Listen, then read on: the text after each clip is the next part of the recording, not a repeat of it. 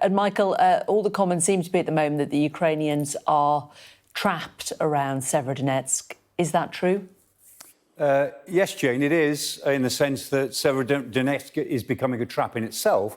And to put it in context, it's part of a bigger trap because the Russians have got three sides of a trap ready. They're trying to spring it, in effect. On the northern side, which is where Lyman is, they would like to move down to cut that salient off. On the southern side, in Popasna, they would like to move northwards. So it would make sense for the Russians to try to close that little gap west of Severodonetsk and trap Ukrainian forces who are in the city and next door, might go to next door to Lysychansk.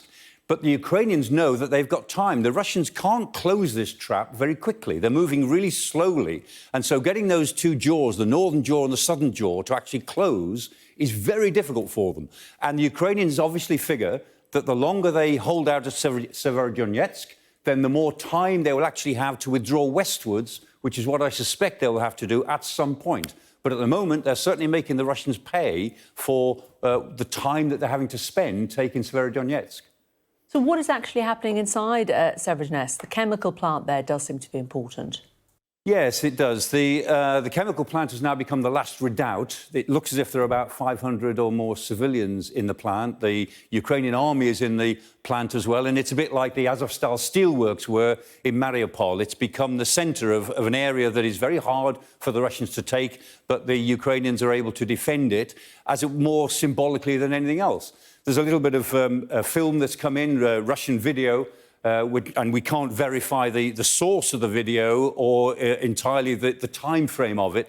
But this is, it seems, a Russian video of the Azot chemical works under attack. You get the sense of it there. Also, you can see the hills behind it. If you look behind the chemical plant, those are the hills, the other side of Lysychansk, and those are the hills behind which the Ukrainians may well be able to retreat and form another line of defence as and when they decide that they've spent enough time there and held up the Russians as long as they possibly can. So would you say that really is the essence of the battle now? Well, that's part of the battle in the Donbass, and that's still got a long way to go. But let's not forget what's happening down in the southwest, because the Ukrainians are conducting quite a big offensive, maybe to take back Kherson. They've opened up a front on a 50-mile front to the northeast of Kherson, north and northeast of Kherson, and there are reports over the last 24 hours so far, not completely confirmed, but there's a lot of these unconfirmed reports that the Ukrainians may have got as far as Kislyvka, which is quite close to Kherson itself, and they may be within striking distance of Kakhovka, which is a dam which controls the water supply into Crimea. The Ukrainians would love to retake that and be back in control of that water supply. So those two areas we're keeping a very close eye on, because that battle is developing so far in Ukraine's favour as the days go on.